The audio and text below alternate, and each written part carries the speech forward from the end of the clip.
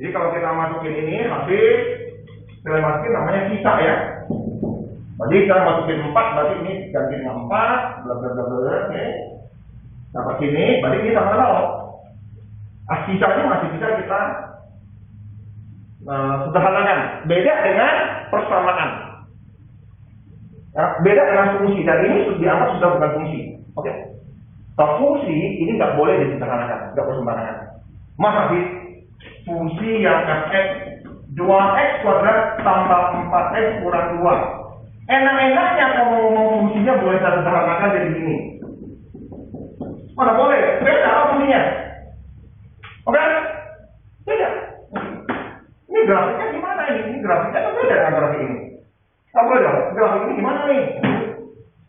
Yang pertama ada beda jawaban. Ini grafiknya melalui min 2, ini grafiknya melalui min 1. Udah beda dong, ya? Nggak boleh disederhanakan kalau ini. Banyak yang masih belum ngerti yang gitu-gitu. Nah, sedangkan ini bukan fungsi. Artinya sudah keluar dari fungsi yang namanya sisa. Oke, silakan kamu sederhanakan. Apalagi ini sudah dalam bentuk ini boleh ya kamu sederhanakan. Oh, ingat ya, ini sisa yang berupa fungsi, nggak sama dengan yang fungsi utama ini, beda. Oke?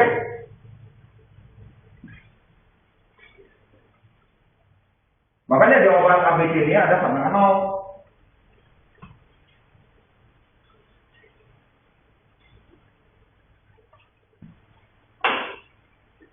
Oke, soal nomor 6.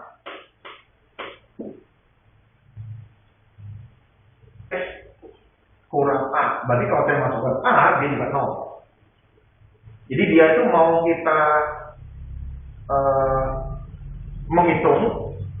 Kalau misalnya polinomnya itu kita masukkan AX kurang B gitu. Suatu polinomnya sama dengan polinom ini, tapi dimasukkan AX kurang B. Jadi nanti polinomnya berubah gitu dari polinom yang asal gitu. Maksud saya begini. Kalau saya anggap sebuah fx gitu, ini adalah 2x tambah 1 gitu.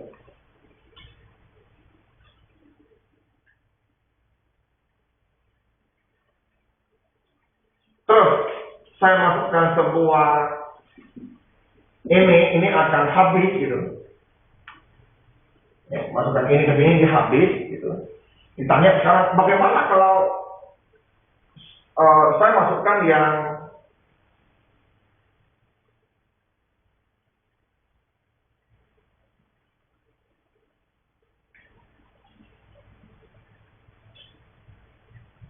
ini saya masukkan, oke. Sekarang saya mau masukkan apa ya?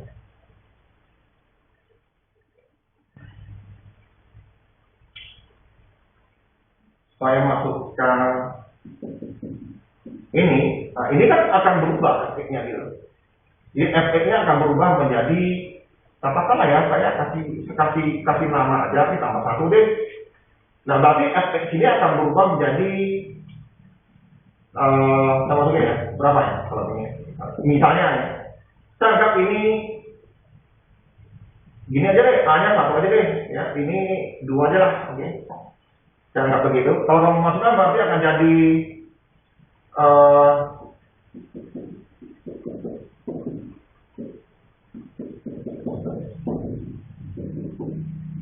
nah gitu. Ini akan habis dibagi berapa gitu. Yang ini akan habis kita masukkan apa? Nah gitulah kurang lebih. Akan habis dibagi dengan berapa? Dia bisa akan bersisa 0. Kalau kamu lihat di sini dia akan habis supaya bisa 0. Ini efeknya berapa supaya dia bisa jadi 0, gitu ya. Tentu di sini saya akan ngomong min 5/2. Jadi x dia itu harus saya masukkan min 5/2 baru dia. Nah, ini maksudnya seperti itu.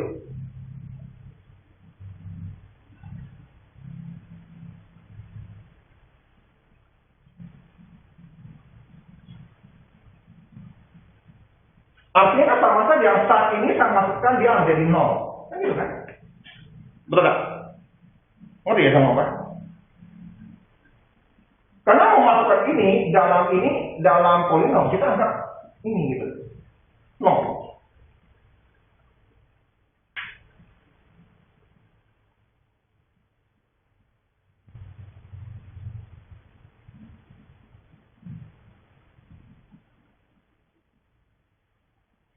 Ini masukkan sini apa namanya? Saya mau ngomong apa nih? Berarti secara ini saya akan tulis bagaimana ya saya mau cari nilai ini ya gitu. Kira-kira gitu lah. Berarti saya boleh tulis ini lah. Karena saya masukkan ini harus X sama 2 gitu. Karena ini sama-sama 0 gitu. Berarti ini juga akhirnya 0, ini juga 0 gitu. Terus saya mau cari X-nya berapa gitu. Saya nggak perlu tahu bahwa F-nya itu bentuknya apa. Coba kamu cari. Betul ya? 2,5 kan? Betul kan? Negatif min per 2. Betul. Tanpa saya tahu ini. Ngerti? Tanpa bisa aja F-nya itu X sama 3, 600 X sama 2, kurang 1.000.000 X. Masa bodoh? Masa bodoh gitu? Saya nggak peduli itu. Ngerti ya? Nggak percaya, saya ubah ya X kuadrat. Nah hasilnya gitu juga. Kamu pakai yang X kuadrat tambah 2. Berarti ininya harus berapa supaya ini? Tentu ini akar gimana? Negatif, nggak mungkin ya. Misalnya gini deh, seperti ini. Berarti paling tidak ini akar 2, betul nggak? Betul ya? Betul ya? Kalau saya masukkan ini pasti begini kan? Betul?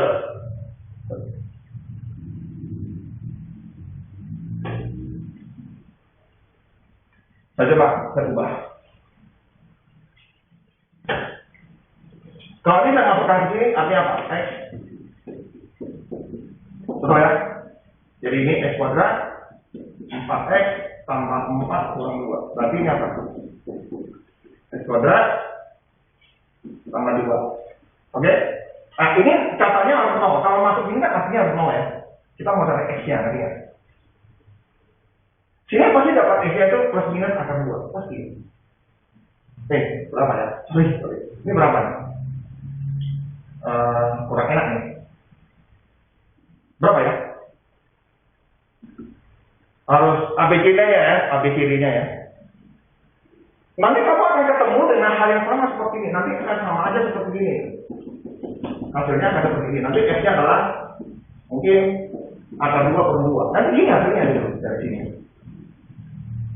Ini ya. Pasti ini, tak perlu kamu pusing-pusing harus mengetahui efeknya gitu. Jadi kalau gini, saya masukkan ini, artinya kalau saya KA, ini dapat 0. Artinya kalau saya masukkan KA X kurang B, ini juga 0 gitu. Ngerti kan? Berarti ini sama ini dong, kalau gitu. Berarti A akan sama dengan AX kurang B sama dengan 0. Ya udahlah, artinya ini artinya kalau saya masukin ini dapatnya 0, berarti ini sama dengan ini. Ngerti ya? Yang tadi gitu.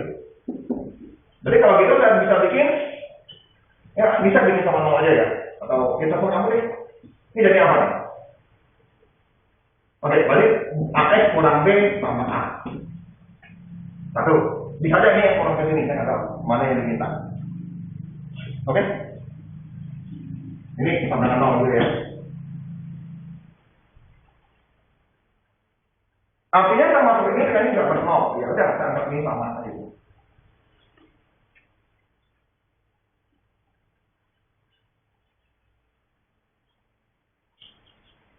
Karena pada saat dia masuk ini 0, nanti masukkan ini 0 gitu. Kan bisa kan gitu masukkan. Ya tadi yang saya ngomong, ya kalau ketemu ternyata nilainya boleh seperti itu gitu loh. Dia nggak peduli artinya bentuknya apa, mau pakai 3, pakai 4 atau segala macam. Karena kalau masuk itu dia juga akan sisanya 0. Ada kayak gitu. Ada. Oh, dia pakai ini. Berarti ini A, Ada nggak yang gitu? Pak kalau mau pindah Pak, ya kamu lihat kan ada ini di situ, gimana?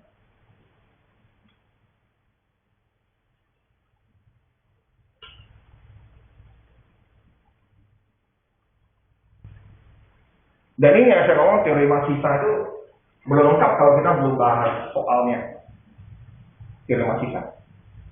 Soalnya habis dibagi faktor. Oke ya, jadi kalau saya masukkan ke A, dia 0. Saya masukkan ini juga 0, kan gitu artinya ya. Oke.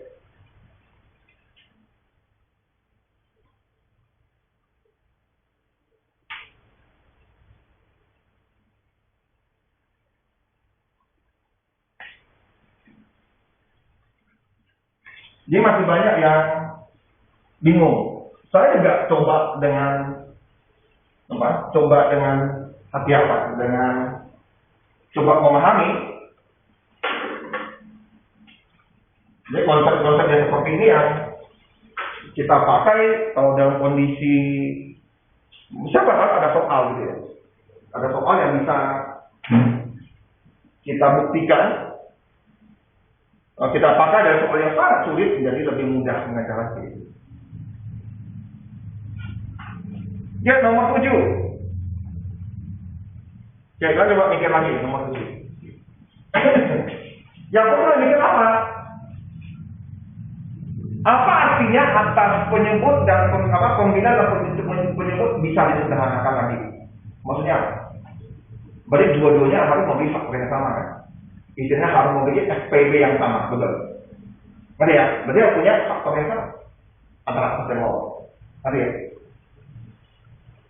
Nah, yang bawah sudah jelas ada faktornya sekian ya, betul nggak? Yang di bawah penyebutnya ada faktor. Kalau bagaimana dia supaya bisa disederhanakan lagi? Berarti yang atas harus punya faktor yang bawah itu. Oke kan? Ngerti ya? Bisa aja dia punya faktor satu aja, bisa aja punya faktor salah satu, atau punya faktor dua-duanya. Mari, berarti ini kita anggap punya faktor yang ini, bisa juga dia punya faktor yang ini. Nah, kita tinggal masukkan atas kan.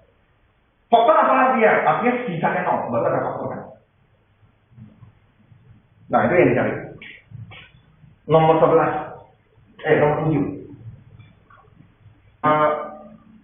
Yang pertama ini faktornya sudah tahu. Ya, faktornya apa nih? X2, X3, gitu ya.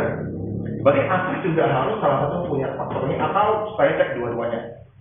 Jadi kalau gini saya anggap ini adalah kasih saja. Faktor tadi tidak ada 0. Oke? Berapa A? Maksudnya kalau saya masukkan 2, ini harus 0. Oke, saya masukkan 2 dulu. Oke, berarti bisa jawabannya adalah ini harus 0. Berapa nih? 8 2A 5 3 berarti min 3. Berarti pertama begini A-nya. Bisa juga saya masukkan yang 3 gitu. Jadi 2, 3 kuadrat tambah 3A kurang 5. Ini harus 0. 9, 18. Berarti ini berapa? 13 ya? Ini 13. Nah, berarti gitu. Ada nggak gitu? Ada. Wah, itu harusnya min 15. Apa ya? Itu harusnya min 15, bukan min 5. Oh. 15 ternyata. Berarti 7. Berarti di sini harus 7 ya. 7. Nanti di sini harus berapa nih harusnya? 3 ya? Ini 3. Oke. Jadi A-nya bisa min 1 atau ini. Ada? Enggak ya? Baru bisa dibagi. Ini artinya di atas ini memiliki faktor ini atau faktor ini. Ya kan?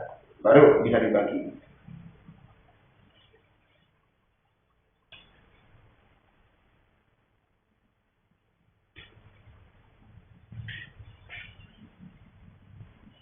Dia konsep dasarnya, misalnya gini, 18 per 24. Kalau bisa dikecilin, tentu kita cari, bisa jadi ini faktornya yang sama-sama mereka ya, 29 berapa? 36. 24 itu bisa 212, bisa 38. Jadi gitu. Ya tentu kalau saya sekutunya gitu ya. Kan gini kan sekutunya. Nah tidak gitu ya. Ada yang lain lagi lah, 4 juga boleh gitu kan. Nah ini ada nggak? Kalau nggak ada ya udah, berarti saya bisa bagi ini. Misalnya saya bagi dengan yang 3 gitu. Faktor artinya kan tidak ada bersisa. Nah, jadilah ini faktornya saya anggap hanya 2 ini, karena faktor ininya seperti ini. Kalau mau dikecilin berarti harus masuk ke dalam. Ini juga harus dibagi ini artinya. Baru bisa disederhanakan. Ya, bentuk ini harus memiliki faktor ini salah satunya. Atau ini. Ya, nah, faktor artinya kan sisanya 0. Jadi saya anggaplah ini yang pertama. Saya anggap 2. Ini kalau kita konversikan jadi 2. Harus sama dengan 0, jadi A-nya harus ini. Atau faktor yang ini saya konversikan jadi 3. Oke. Atau min 1. Jadi kalau A-nya min 1, dan ini bisa dikecilin dengan ini nanti. Oke, dikecilkan atau disederhanakan.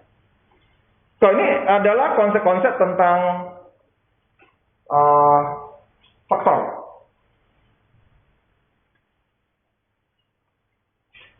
Oke ya, yang paling penting adalah saya ngomong dari sejak awal. Nah, kalau KX ini A habis dibagi ini berapa A?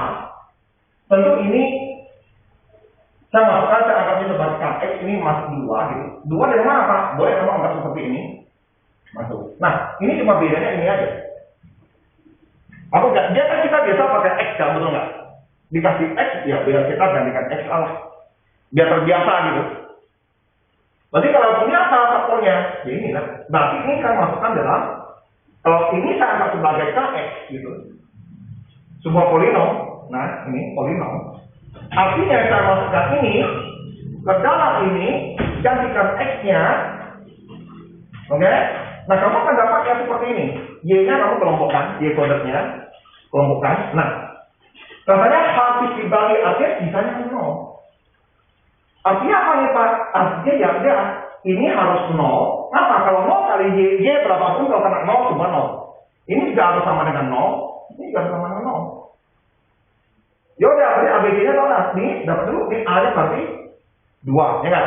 Kalau A-nya 2 berarti ini harus tahu A-nya berapa. Sudah ketemu. Dapatlah B. A dan B sudah dapat. Masukinlah. Dapatlah C.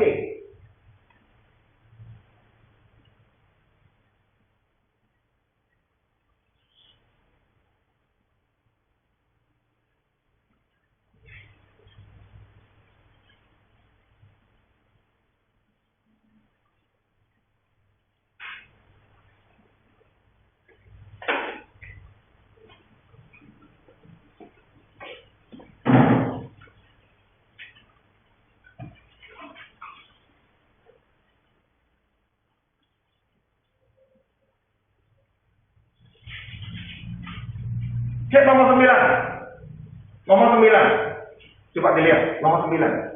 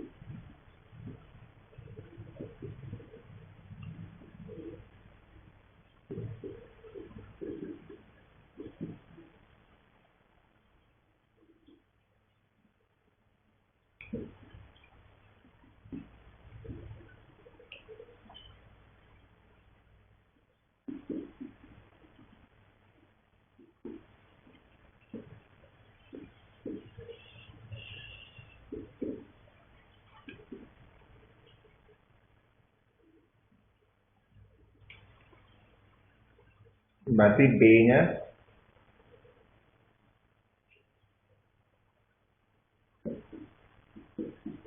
2 gitu ya.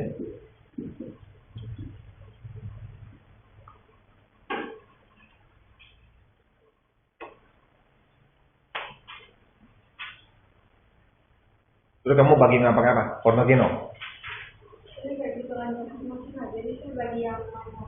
Oh. Còn tấn hoa mừng.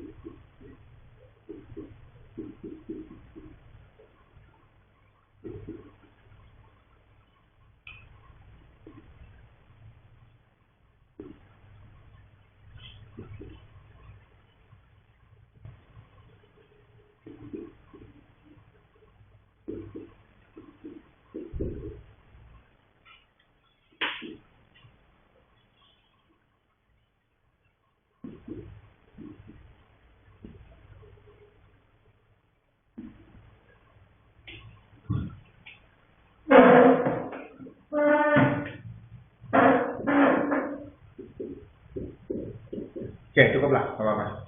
Cukup. Oke, harusnya pakai corner kino biar kayak gini, nanti kalian kesulitan. Oke, harusnya pakai corner kino supaya nanti tidak terjadi tak terbiasa pakai. Nanti bahaya, lu kalau pakai itu nanti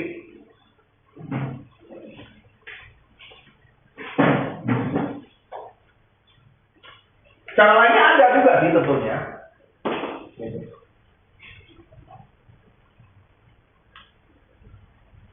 Paling mudah ya seperti ini lah ya. Paling mudah.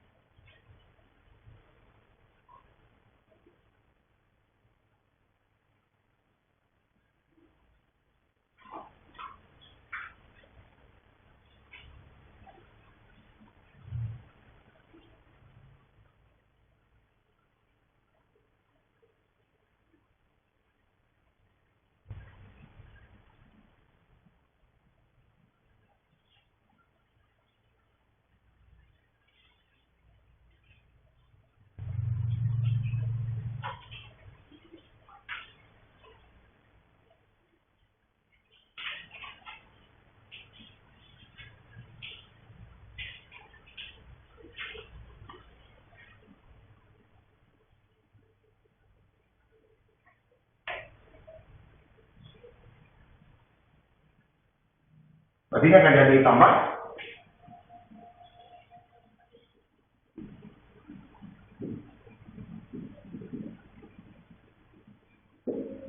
Nah, jadi dicoret tinggal ini. Nah, ini yang harus kita ubah. Karena sini nggak ada jawabannya gitu. Nggak ada jawaban. Tapi kuncinya ada di sini. Dia mengubah intinya. Jadi A kuadrat tambah B kuadrat itu bisa jadi apa? Asalnya dari mana? Ini kan? Jadi ini bisa asal dari bisa juga begini. Nah gitu, asalnya kayak gitu. Oke, kalau yang ini asalnya gini, berarti ini apa namanya ini? Salah saya, maksud saya begini gitu. Bisa asalnya dari gini. Asal dari ini atau asal dari ini gitu loh. Kalau asal yang dari ini, berarti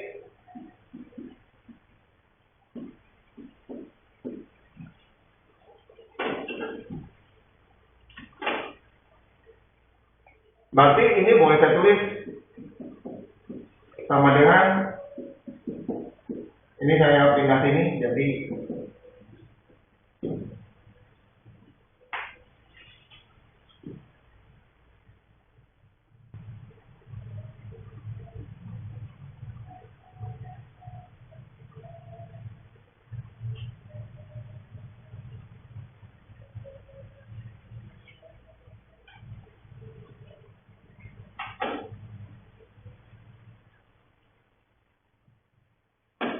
padahal kita maunya hanya begini.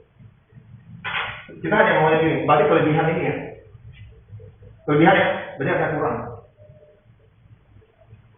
Karena kita maunya ini aja, tapi pada saat ini ada kelebihannya aja. Jadi ini bolehlah saya tulis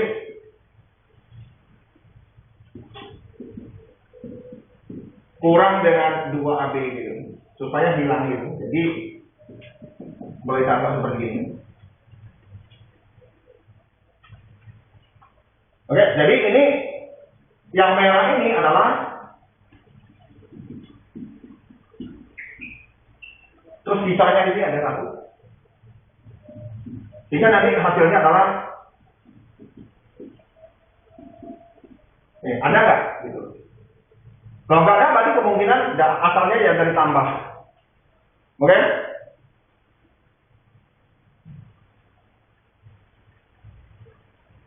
Jadi ada di D.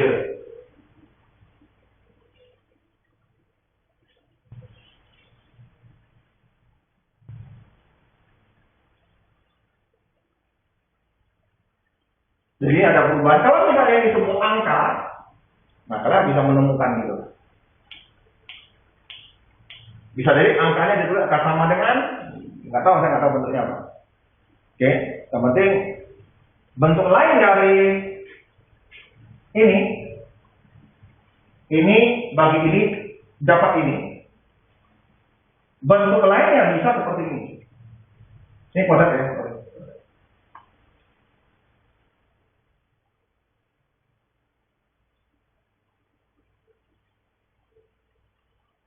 Bagaimana supaya bisa konsepnya sekuat gitu aja.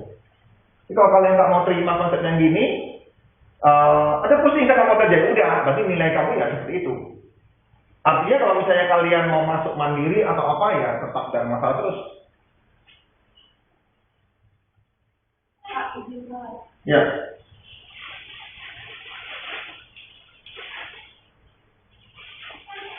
Jadi cara berpikir kalian nggak boleh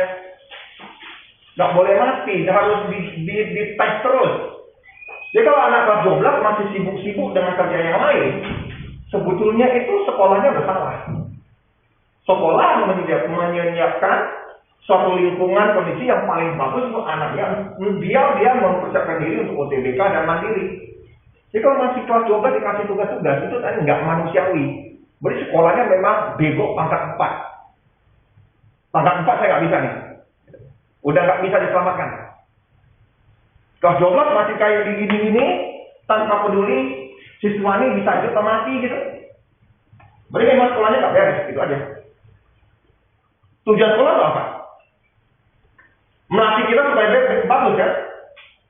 Terus kalau hasilnya apa? Bisa masuk universitas yang terbaik. Kan itu kan tujuan sekolah kan? Untuk yang SMA kan? Kan itu. Jadi kalau kalian sekolah mati-matian, sekolah seolah-olah menghalang-halangi, berarti sekolahnya nggak beres. Itu aja.